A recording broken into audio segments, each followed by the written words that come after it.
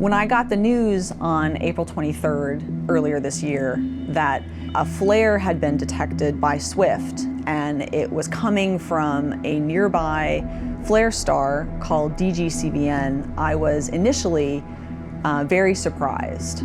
SWIFT doesn't normally detect flares from nearby flare stars, and DGCVN is a relatively unknown star.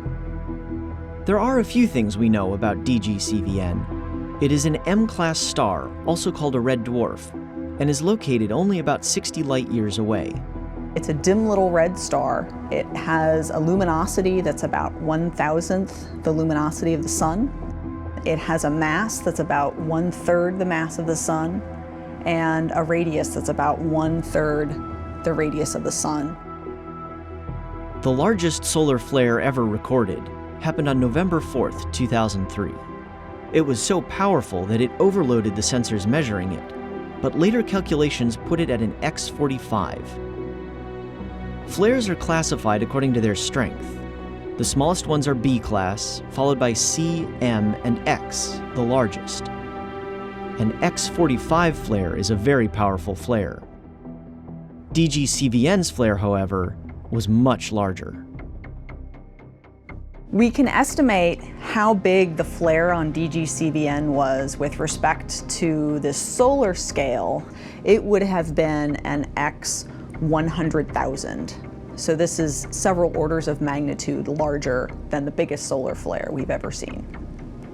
The flare that SWIFT triggered on from DGCVN was only the beginning of what turned out to be a fairly extended series of flares, a flare event, if you will, that lasted almost 20 days.